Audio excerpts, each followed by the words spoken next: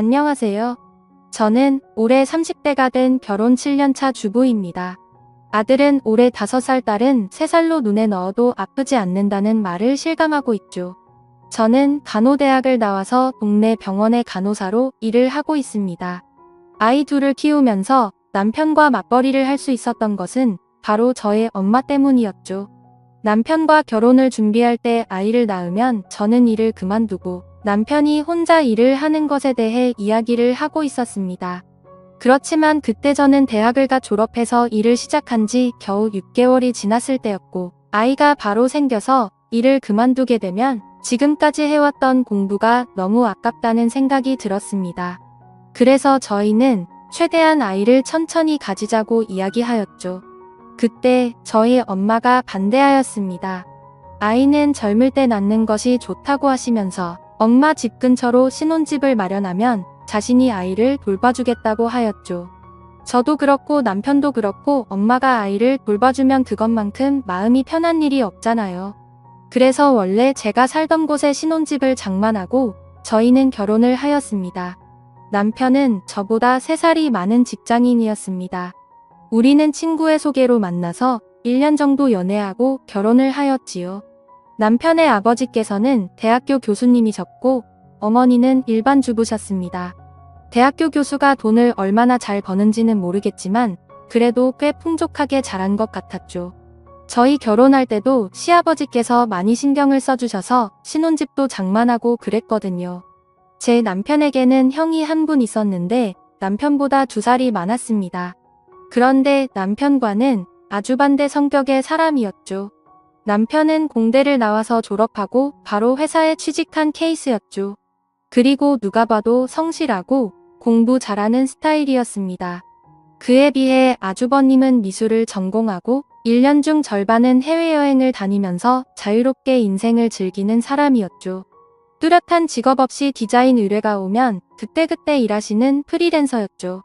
저는 좀 보수적인 성향이 있어서 그런 아주버님을 잘 이해 못하는 편이었습니다. 어쩌면 저의 이러한 성향 때문에 제 남편에게 반해서 결혼까지 한 것 같아요. 자유로운 성향의 아주버님이어서 제 남편이 저와 먼저 결혼하고 아주버님은 결혼에는 관심도 없어 보였습니다. 저희가 결혼하고 1년 뒤 저는 임신을 하게 되었죠. 시부모님에게 임신 사실을 알리자 시부모님은 너무 좋아하시면서 맛있는 것을 사주겠다고 주말에 나오라고 하셨죠. 그래서 식당을 예약하려고 하는데 시어머니께서 어른 6명으로 예약해 달라는 겁니다. 제가 의아해서 왜 6명인지 물어보자 시어머니는 아주버님이 여자친구를 데리고 와서 가족들에게 인사를 시키겠다고 하였습니다. 남편은 그 말을 듣고 많이 놀라며 말했습니다. 지금까지 형이 10명 넘게 여자 만났는데 부모님한테 처음으로 인사시키는 거야. 이거 왠지 결혼 생각도 있어 보이는데. 그래, 그러면 잘 된 거지. 아주버님도 언제까지 혼자서 저렇게 살 수는 없잖아. 빨리 짝 찾아서 결혼해야지. 주말이 되었고 저희 식구는 식당에 모였습니다. 시부모님은 저에게 수고했다면서 몸 조심하라고 격려도 해주시고 기분이 너무 좋아 보이셨습니다. 그때 아주버님이 여자친구와 함께 식당으로 들어왔습니다. 그런데 아주버님의 여자친구를 보자마자 저는 너무 놀라고 말았죠. 그 여자친구는 바로 저의 대학교 동기였습니다. 저랑 그렇게 친하지는 않았지만 서로 얼굴은 아는 사이였죠. 저 같은 경우는 학생을 더하고 학교 생활을 좀 활발하게 한 편이었고 아주버님의 여자친구는 학교 활동도 잘 안 하는 조용한 학생이었습니다. 그런데 키도 크고 좀 마른 편이고 얼굴도 하얗고 예쁘기 때문에 아르바이트로 쇼핑몰 모델도 한다는 소문이 있었습니다. 저는 이런 자리에서 그 친구를 만날 거라는 생각을 하지도 못했었는데 세상 참 좁다는 생각이 들었습니다. 아주버님이 여자친구를 데리고 와서 저에게 인사를 시키는데 그 친구도 저를 알아보고 반갑게 인사를 하더군요. 솔직히 그렇게 반갑지는 않았지만 저도 매우 반가운 척 인사를 했습니다. 그런데 원래는 제 임신을 축하하기 위해서 모인 자리였는데 순식간에 아주버님의 여자친구를 인사시키는 자리로 바뀌어버린 것이 좀 서운해졌죠. 키를 내지 않기 위해 무진장 애를 써서 사람들은 몰랐겠죠. 인사를 했습니다. 저도 제가 마음이 임신을 왔다는 것은 인정합니다. 그럼에도 서운한 마음이 드는 것은 제가 어떻게 할 수 없는 일이었습니다. 그리고 저보다는 제 뱃속에 있는 아이가 잊혀진 것 같아 더 서운한 느낌이 들었죠. 집으로 돌아가서 저는 대학교 친구에게 전화를 했습니다. 그리고 식당에서 있었던 일을 이야기했죠. 친구는 놀라면서 말했습니다. 걔 있잖아. 남자 소문 엄청 안 좋잖아. 진짜 난 모르는데 학교에서 만나는 사람 없었던 걸로 아는데 학교에서는 없었지. 그런데 걔 쇼핑몰 모델 했었잖아. 그러면서 유부남 사진 기사랑 바람도 났었다고 그러고 남자 모델들하고 엄청 만나고 다녔대. 그리고 홍대 클럽 가면 걔 모르는 사람 없다고 그러더라. 이내 아주버님한테 조심하시라고 전해드려. 저는 친구의 말을 듣자 예전 학교에 떠돌던 소문들이 기억났습니다. 어떤 교수와 사귄다는 소문도 있었고 같은 대학교 운동선수랑 사귄다는 소문도 있었죠. 저는 아주버님이랑 그 친구랑 사귀는 것이 솔직히 말해서 싫었습니다. 제가 아주버님 일에 왈가왈부할 것은 아니지만 그래도 남편의 형님인데 그런 소문 안 좋은 여자를 만난다는 것이 마음에 걸렸죠. 구정이 되었고 저희는 시댁에 갔습니다.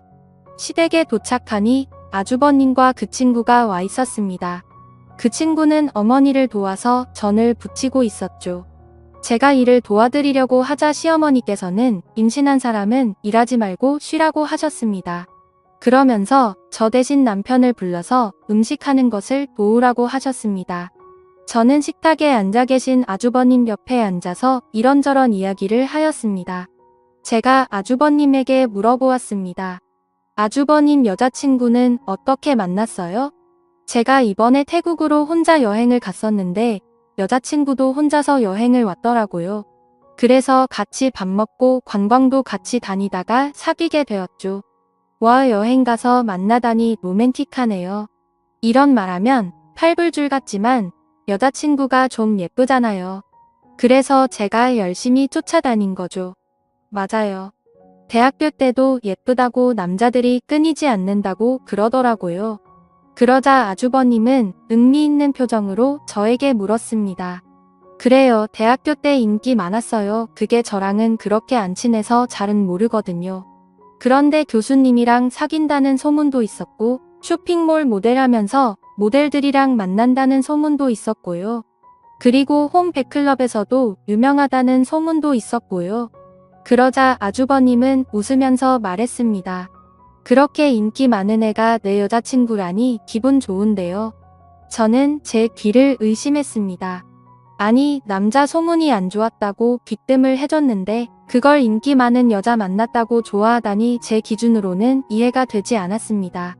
잠시 후 가족들이 둘러앉아 저녁을 먹고 있는데 아주버님이 웃으며 그 친구에게 말했습니다.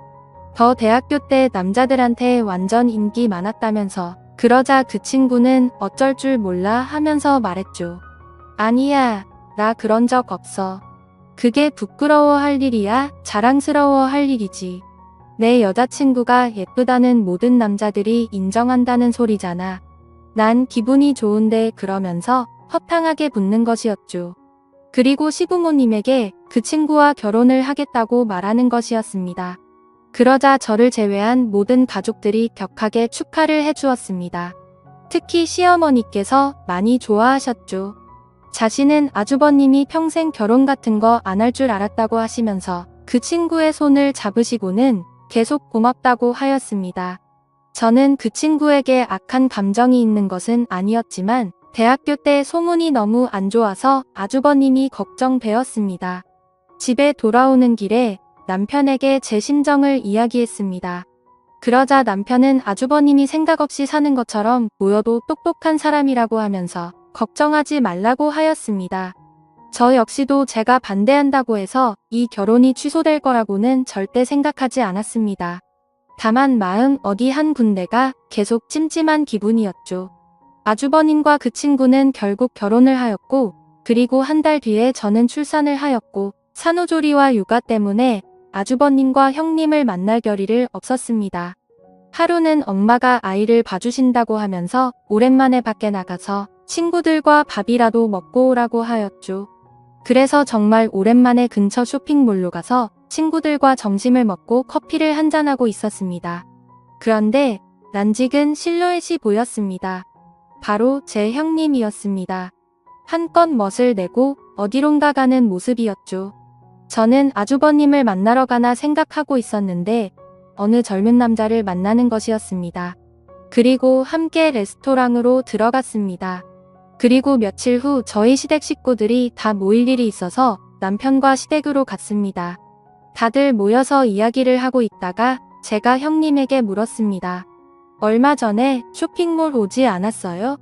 그러자 형님은 아무렇지 않게 말을 했습니다. 네, 약속 있어서 갔었어요. 그런데 그걸 어떻게 알았어요? 아니, 저도 친구랑 약속 있어서 갔었는데 형님이랑 비슷하게 생긴 사람을 봐서요. 아, 그랬구나. 봤으면 인사하시지 그랬어요. 그게 너무 멀어서 확실하지도 않았고 괜히 모르는 사람이면 어쩌나 싶어서요. 그런데 그렇게 입으니까 진짜 처녀 같았어요. 그래요. 고마워요. 오랜만에 옛날에 입었던 옷 좀 꺼내서 입어봤어요. 저는 아주버님에게 말했습니다. 아주버님은 조심해야겠어요. 쇼핑몰에서 형님 봤는데 너무 젊고 예쁘게 하고 다녀서 젊은 남자들이 연락처 달라고 막 쫓아올 것 같다니까요. 저는 거기서 젊은 남자를 만났던 형님을 믿보는 것이었는데 아주버님은 크게 웃으면서 말했습니다. 그러니까요, 이거 혼인신고서라도 코팅해서 목걸이로 걸어줘야겠어요. 그래야 안심이 되지. 하하하. 안녕하세요. 저는 올해 30대가 되어 저는 아주버님의 아무렇지도 않은 듯한 반응에 또 놀라고 말했습니다. 저는 좀 더 강하게 말하였습니다. 형님, 그런데 그 사람 누구예요? 잘생겼던데. 제 말을 들은 아주버님이 형님에게 물었습니다. 뭐야, 그날 가서 남자 만났어? 그러자 형님은 당당하게 말했습니다. 친한 동생이 이번에 취직했다고 맛있는 거 사주겠다고 해서 나갔었어. 그러자 아주버님은 형님에게 말했습니다. 그래서 맛있는 건 왕창 얻어먹고 왔어. 당연하지. 그날 배 터지게 먹고 왔어. 잘했어. 저는 두 사람의 대화를 듣고 좀 어이가 없었습니다. 아주버님에게 누구 만나는지 말도 안 하고 나가서 젊은 남자를 만나고 왔는데 그걸 또 아무렇지도 않게 넘어가는 아주버님도 이해가 안 갔습니다. 명절 때 시댁에 다들 모여서 식사를 하던 중에 과거 형님이 쇼핑몰 모델이었다는 이야기를 제가 했었습니다. 그리고 제가 예전 사진을 찾아서 아주버님에게 보여주었죠. 예전 사진 중에는 노출이 좀 있는 사진도 있었고 남자 모델들과 찍은 사진도 있었죠. 그러면서 저는 은근 슬쩍 말했습니다. 너무 예쁘지 않아요? 이때는 남자들한테 그렇게 인기가 많았어요 라고 말하자 아주버님은 또 껄껄 웃으시며 말했습니다. 진짜 인기 많을만 하네요. 저는 다른 시댁 식구들은 안 들리게 아주버님에게 이야기했습니다. 아주버님, 이런 사진 찍는 거나 남자한테 인기 많았다는 거 아무렇지도 않아요. 그러자 아주버님은 별일 아니라는 식으로 이야기했습니다. 어렸을 때 이 사람 저 사람 만나봐야지 나중에 실수하지 않는 거라고 생각해요. 그리고 대학교 때 면접 만나기 전이잖아요. 저랑 만나고 나서 잘하면 됐지 이전에 어땠는지는 별로 신경 안 써요. 저는 그날 이후로는 아주버님과 형님에 대해서 아무 말도 하지 않았습니다. 아주버님이 저렇게 생각하는데 제가 말을 꺼내봤자 무슨 의미가 있겠. 그렇지만 형님의 과거가 신경 쓰이는 것은 어쩔 수 없었습니다. 오지랖이라고 할 수도 있겠지만 아주버님도 가족인데 신경 안 쓰는 것도 도리가 아닌 것 같았고 그냥 혼자서 스트레스 받으며 지내고 있었죠. 그러던 중 시어머니께서 교통사고로 갑작스럽게 돌아가시고 말았습니다. 시어머니께서 타고 있던 택시가 터널에서 다른 차량과 접촉사고가 났는데 택시가 터널 벽에 심하게 부딪히면서 어머니는 그 자리에서 바로 사망하시고 말았죠. 저희 식구들은 모두 큰 슬픔에 빠지고 말았습니다. 무엇보다도 시아버지께서 너무 슬퍼하셨습니다.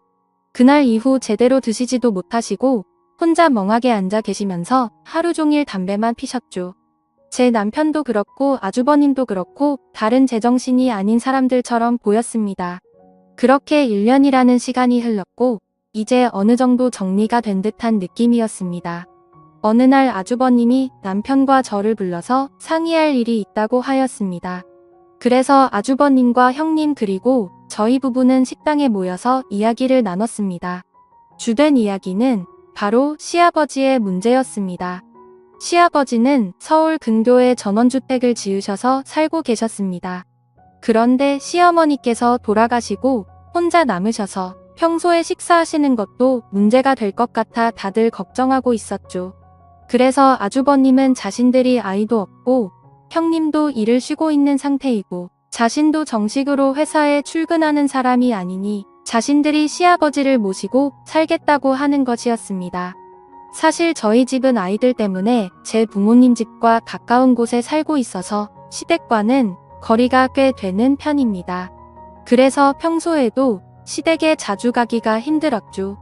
그에 비해 아주버님들은 원래도 시댁 근처에 있었고 평소에도 자주 시부모님을 찾아뵈어서 형님도 그렇고 시부모님과 매우 친하게 지내고 있었습니다. 아주버님은 자신들이 살고 있는 집을 처분하고 시아버지의 주택으로 가겠다고 한 것이었죠. 제 남편은 아주버님에게 너무 미안해하며 고마워했죠. 저도 일단은 아주버님의 의견에 찬성하였습니다만 왠지 기분이 안 좋은 느낌이 들었습니다. 저는 집으로 돌아오면서 남편에게 말했죠. 아주버님이 갑자기 아버지를 모시겠다고 그럴까? 이제 아빠도 혼자시잖아.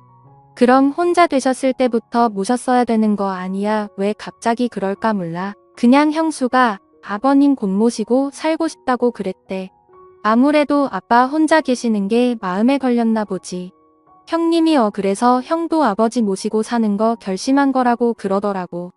저는 뭔가 느낌이 안 좋았습니다. 형님이 아무래도 아버님이 사시는 그 전원주택을 노리고 그곳에 들어가는 느낌이었습니다. 그 주택은 넓기도 하고 가격도 꽤 되는 것으로 알고 있었죠. 저는 남편에게 말은 못하고 형님이 참 여우 같다는 생각이 들었습니다. 괜히 이런 이야기했다가 남편이 괜한 오해한다고 뭐라고 할 것 같았죠. 솔직히 저희는 그 전원주택 없어도 사는데 아무 지장도 없고 그리고 지금까지 욕심을 내본 적도 없습니다. 그런데 사람이 참 감사한 게 형님이 그 주택을 노린다는 생각이 들자 저도 갑자기 그 주택에 사심이 욕심이 생기더라고요. 저는 집으로 돌아와서도 계속 욕심을 내지 말자 다짐했습니다. 그래 형님이 아버님을 모시고 사는 것만으로도 충분히 집값하는 거야. 그러니까 이해하자. 하지만 마음은 그렇지 않았죠. 추석 연휴가 다가왔고 제가 다니던 병원이 때마침 인테리어 공사를 하게 되어서 저는 의도치 않게 10일이 넘는 휴가를 얻게 되었습니다. 그냥 집에서 푹 쉬고 싶었는데 아이들이 놀러가고 싶다고 노래를 부르더군요. 그래서 이번에 시아버지 댁에 며칠간이 있을 결심을 했습니다. 아주버님과 형님 사이에는 아직 아이가 없었고 저희는 아이가 둘이나 있었죠. 그리고 시아버지께서는 저희 아이들만 보면 뒤로 넘어갈 정도로 아끼고 좋아하셨습니다. 생각해보니 형님은 시아버지와 함께 살며 이쁨도 받고 서로 친하게 지낼 텐데 왠지 우리 아이들이랑 저만 소외당할 것만 같은 생각도 좀 들었죠. 저는 남편에게 제 생각을 이야기하니 남편도 흔쾌히 허락해 주었습니다. 그리고 남편은 지금 아주버님께서는 일 때문에 외국에 잠깐 나가 있는 상태라 아버님이 더 허전해 하실 거라면서 아이들이 가면 좋아하실 거라고 말했죠. 저는 짐을 챙겨 아이들과 시아버지 댁으로 갔죠. 저희가 가자 시아버지와 형님은 너무 좋아하더라고요. 아이들도 시골의 좋은 공기를 마시면서 마당에서 시아버지와 함께 놀며 즐거운 시간을 보냈습니다. 저는 옆에 형님이 있는 것을 보고 형님 시골에 온 지도 이제 2년째인데 어때요? 살만해요? 네, 좋아요. 공기도 좋고 여유롭고 그런데 좀 심심하지 않아요. 여기 보니까 근처에 아무것도 없던데 그렇게 심심할 겨를도 없어요. 집안일하고 아버님 챙겨드리고 그러면 하루가 다 지나가 있어요. 그때 아이들과 함께 있던 시아버지께서 좀 피곤하신지 자리에 털썩 앉으셨습니다. 그러자 형님은 급하게 시아버지에게 달려갔고 시아버지를 부축하였습니다.